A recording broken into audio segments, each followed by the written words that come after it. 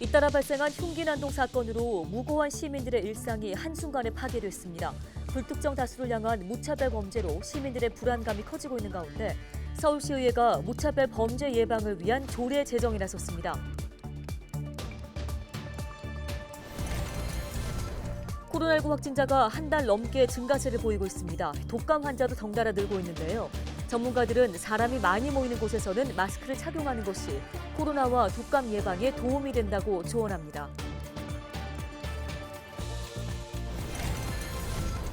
서울시가 전국 최초로 손주를 돌보는 할아버지와 할머니에게 매월 30만 원의 돌봄 비용을 지원합니다. 지원 대상은 3인 가구 기준 월 소득이 665만 원 이하인 24개월 이상 36개월 이하의 아이를 키우는 맞벌이 가구입니다.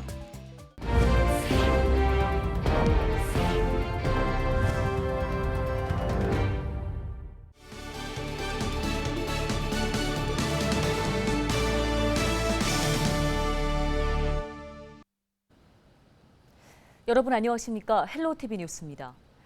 불특정 다수를 향한 무차별 범죄가 잇따르고 있습니다.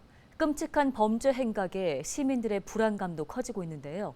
서울시의회가 무차별 범죄 예방을 위한 조례 마련에 나섰습니다. 손성혜 기자입니다. 대낮에 서울 도심에서 벌어진 칼부림 살인 사건. 14명의 사상자를 낸 분당 백화점 흉기 난동. 잇따른 끔찍한 범죄에 시민들의 불안감이 커지고 있습니다. 너무 무섭죠. 사람이 사람을 만난다는 게 너무 무서운 것 같아요. 저는 산에 매일 다니는데 산에서 사람을 만나면 너무 무서운 거예요. 불특정 다수를 향한 무차별 범죄는 누구나 피해자가 될 수 있다는 점에서 치명적입니다.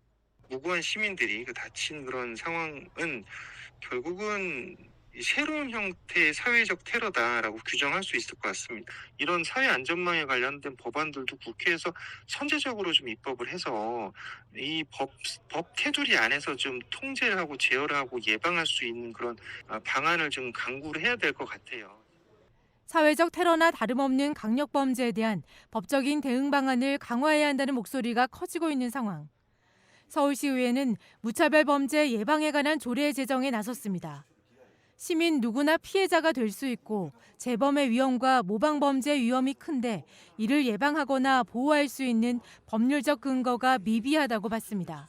문제는 이제 묻지마 범죄나 무차별 범죄라는 그 명칭의 규정이 정확히 돼 있지 않습니다. 예를 들면 공공장소에 대한 정의도 제대로 안 되어 있고, 그다음에 지금 상위법령에서는 그게 2인 이상에 대한 대상자가 돼야 된다라는 내용이 있는데, 이거를 이제 조례에서는 개인 또는 2인 이상의 피해자가, 그러니까 이제 대상자가 있을 때로 이제 변경을 좀 해놨습니다. 조례안에는 무차별 범죄에 대한 정의와 피해자 지원에 관한 내용이 담겼습니다. 무차별 범죄 피해자 보호 지원을 위한 시설을 설치하고 이를 위한 예산을 편성하도록 했습니다. 무차별 범죄 예방과 피해자 지원에 관한 조례안은 오는 28일부터 열리는 서울시의회 임시회 기간에 논의될 예정입니다. 헬로티비 뉴스 손성혜입니다. 은평구에 있는 10집 가운데 4곳은 1인 가구인 것으로 나타났습니다.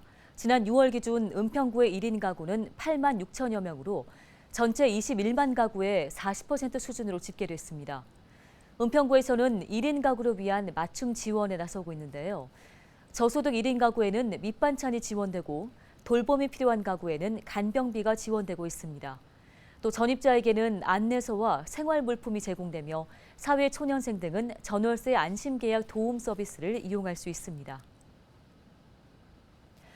서울시가 전국 최초로 손주를 돌보는 할아버지와 할머니에게 매월 30만 원의 돌봄 비용을 지원합니다. 서울시는 아이 돌봄이 어려운 맞벌이 부부를 위해 조부모와 사촌인의 친인척이 아이를 돌볼 경우 월 30만 원을 지원한다고 밝혔습니다. 지원 대상은 24개월 이상 36개월 이하의 아이를 키우는 맞벌이 가구로 3인 가구 기준 월 665만 원 이하 소득이어야 합니다. 또 친인척의 돌봄 지원을 받기 어렵거나 민간 아이돌봄 서비스를 선호할 경우 서울시가 지정한 돌봄 기관을 이용할 수 있도록 월 30만 원의 이용권을 받을 수 있습니다.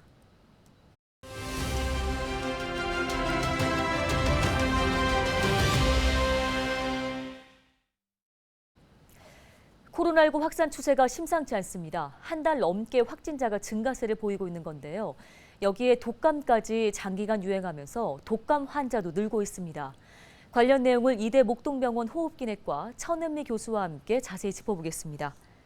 자, 교수님 먼저 코로나19 하루 신규 확진자 수가 6만 명을 넘어섰습니다. 6주 연속 늘어나면서 하루 평균 확진자가 지금 5만 명대라고 하던데요. 이 정도로 볼 때 재유행이라고 봐야 할까요? 네, 현재 감염은 기존의 재유행으로 보긴 어렵고요. 전 인구가 자연 면역이 형성될 때까지 미감염자 중심으로 감염이 이루어지고 일부 재감염 사례가 있지만 재감염 때는 증상이 약한 것으로 되어 있습니다. 앞으로 가을, 겨울 때 새로운 변이가 발생하게 되면 현재 같은 형태의 실내 생활이나 난방에 의해서 파고 형태의 유행이 지속될 가능성이 있지만 현재 코로나는 독성이 매우 약하고 또 치료제가 있기 때문에 유행이 되더라도 과거와 같은 그런 전반적인 확산은 되지 않을 것으로 생각합니다. 예, 그럼 이 코로나가 다시 확산하고 있는 그 이유는 무엇인지가 궁금하고요. 또 백신을 또 맞아야 할지 고민하는 분들도 계신데 조언 말씀 부탁드립니다. 마스크 해제로 이게 접촉 감염이 증가하고 또 폭염으로 실내 생활을 하면서 에어컨에 의한 공기 감염이 늘어나면서 지금 코로나가 확산이 되고 있습니다. 우리가 이 코로나는 반드시 한번 감염을 통해서 코에 면역이 생겨야 되는데요. 백신은 혈액을 통해서 들어가기 때문에 중증 예방 효과를 보일 수 있는 것이고 이런 중증 예방 효과는 이미 전 국민이 대부분 갖고 있습니다. 그렇기 때문에 감염이 되지 않은 사람은 앞으로 백신을 여러 번 접종한 경우라도 감염이 될 수 있는 그런 소지가 있고 반복적인 감염을 하게 된다고 하더라도 예방 효과는 떨어지면서 부작용 가능성을 고려할 때 물론 개인이 선택을 하시는 거지만 저는 개인적으로는 1, 2차 이상 접종을 하셨고 혹은 이미 코로나 감염이 되신 경우에는 고위험군 위주로 조기에 항바이러스제 처방을 하는 것이 현재로서는 가장 효과적인 방법이라고 생각합니다. 예, 여기에 작년 가을부터죠. 계속 인플루엔자 바이러스가 유행하고 있습니다. 독감에 감염되는 분들도 늘고 있는 건데 통상 이제 여름에는 이 인플루엔자가 좀 감소하지 않았나 싶습니다. 어떤가요? 네, 그렇습니다. 여름에는 보통 인플루엔자가 감소하는 것이 평상 우리가 볼 수 있는 현상인데요. 코로나 3년 동안에 마스크나 거리 두기로 독감이 3년간 유행을 하지 않아서 특히 초등학생이나 이 학생들 위주로 밀집도가 높은 곳에서 생활하고 또 이전에 감염 병력이 없거나 적은 경우에 또 면역이 약한 경우에 지금 독감 감염 빈도가 높은 것으로 되어 있고요. 병원에서는 천식이나 고령자 위주로 호흡기 질환이 있는 경우에 중년층 이상 고령층에서 독감으로 입원하는 경우가 증가하고 있습니다. 또한 독감뿐 아니라 호흡기 바이러스인 파라인플루엔자나 메타뉴모 같은 조금 독한 바이러스 감염도 유행을 하고 있기 때문에 올 여름에는 실내 생활을 하실 때 밀폐된 곳에는 마스크를 착용하거나 손위생을 잘해주는 것이 필요할 것 같습니다. 예, 이제 곧 가을입니다. 코로나와 독감이 동시에 유행하는 트윈데믹, 대비가 필요할까요? 네, 독감은 가을 이후에 새 아종이 유행하게 될 것이고요. 코로나도 독성은 약화되었지만 전파력이 높은 새 변이가 유행 가능성이 분명히 있습니다. 도리어 코로나보다는 독감이 확산 가능성이 조금 더 우려되는 상황이기 때문에 독감과 코로나를 신속항원 키트가 같이 되어 있는 그런 신속항원 키트를 가정에서 손쉽게 구매해서 1차로 개인이 검사한 후에 독감인지 코로나인지 구분 후에 진료를 볼 수 있게 하는 것이 저는 필요할 것이라고 생각하고요. 개인적으로는 손 씻기와 밀폐된 공간에서의 마스크를 생활화하는 것이 중요합니다. 특히 독감은 타미프루를 우리가 상시 처방을 하지만 코로나는 고위험군 위주로만 항바이러스 처방이 되고 있는데 이런 천식이나 연령이 적은 경우라도 고위험 인자가 있는 경우에는 후유증이 매우 심각합니다. 이러한 경우에 상시적으로 항바이러스제를 처방할 수 있도록 정부에서 지원하는 것도 필요하다고 생각합니다. 예, 요즘 무더위 등으로 실내 생활 빈도가 높습니다. 다중시설에서는 마스크 착용 등으로 코로나19와 독감 감염에 좀 대비를 해야겠습니다. 오늘 말씀은 여기까지 듣겠습니다. 지금까지 천은미 이대 목동병원 호흡기내과 교수였습니다.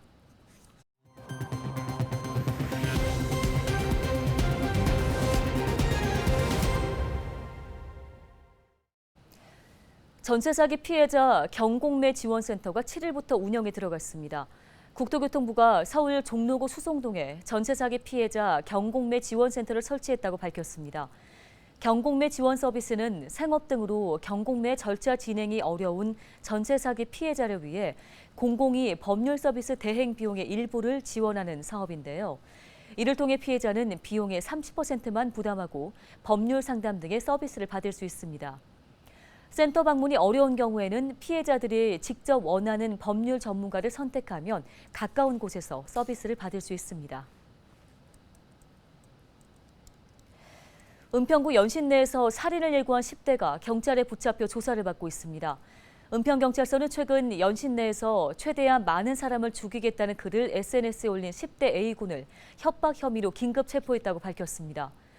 A군은 경찰 조사에서 장난으로 글을 올렸다고 진술한 것으로 알려졌으며 촉법 소년은 아닌 것으로 확인됐습니다. 국민의힘 최고위원이자 양천갑 당협위원장인 조수진 의원이 지역구 사무실 임대 계약에서 특혜를 얻었다는 의혹이 제기되자 선관위가 조사에 착수했습니다. 지난 7일 한 언론사는 조수진 의원이 지난 2년 반 동안 저렴한 시세로 목동의 지역구 사무실 임대차 계약을 맺었다며 정치자금법 위반 소지가 있을 수 있다고 보도했습니다.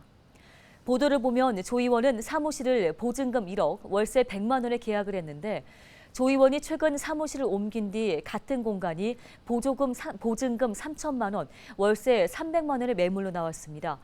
이에 대해서 조 의원 측은 건물주와 정당하게 맺은 계약이라고 반박하며 해당 사무실이 2년 가까이 공실이었고 바로 직전 세입자는 보증금 없이 월세 80만 원의 계약을 맺어 사용했다며 문제가 없다는 입장입니다.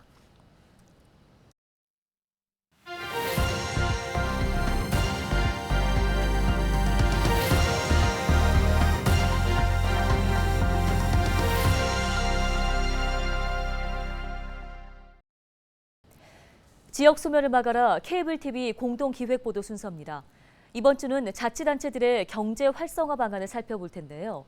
서울에서는 집 주변에 있는 생활 상권을 살리기 위한 사업들이 진행되고 있습니다.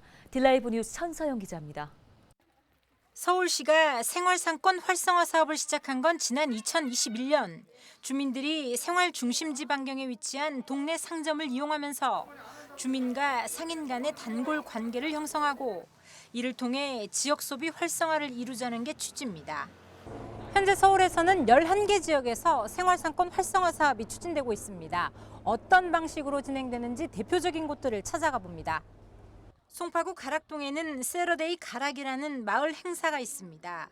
상권 활성화를 위해 상인들이 가게들을 통째로 옮겨와 여는 오픈 마켓입니다. 소소하게 좀 이벤트를 하다가 이럴 거면 아예 우리의 브랜드를 한번 만들어보자 해서 라이프스타일 관련된 이제 마켓 브랜드를 만들게 됐어요. 이제는 하루 3,000명 정도가 방문하는 마을의 큰 행사로 자리매김했습니다. 행사를 통해 동네 상권은 조금씩 외부에 알려지고 있는 상황입니다. 소중한 것들을 이제 한꺼번에 볼 수 있다는 이런 장소가 없는 것 같고, 그다음에 그래서 여기가 더 핫플이 되어가고 있는 것 같아요. 이번 주 토요일 얼마나 기다렸는지 몰라요. 종로구 창신동에는 동네 가게에서 사용 가능한 기프티콘을 도입했습니다. 이른바 동네 티콘, 모바일 기반의 기프티콘을 동네 상점에 적용한 것입니다. 앱에서 정확하게 19개 가게가 들어와 있어요. 그럼 거기에 소비를 하는 겁니다. 상인 입장에서도 하나의 돌파구로서 또 판매 이루어질 수 있게 할 수 있는 것 자체가 주민들에게 만들기 체험의 장을 열어주고 있는 골목 상권도 있습니다. 양천구 신정동의 이야기. 20여 개 커피집 사장님들이 커피 찌꺼기를 모으고 이를 점토로 다시 만들어 마을 체험 프로그램의 소재로 활용하고 있습니다. 커피로 만드니까 커피 향기가 나긴 나는데 질감이 살짝 달라져서 신기해요. 상인분들께 되게 감사한 생각이 드네요. 나중에 다시 또 상가도 좀 찾아뵙고 싶고 그러네요. 동네 가게에서 음악회를 열고 전자상거래나 정기 구독까지 시도하고 있는 골목 상권의 사람들. 소소한 일들이지만 모두가 지역 소비 활성화라는 큰 목표를 갖고 있습니다. 딜라이브 뉴스 천서입니다.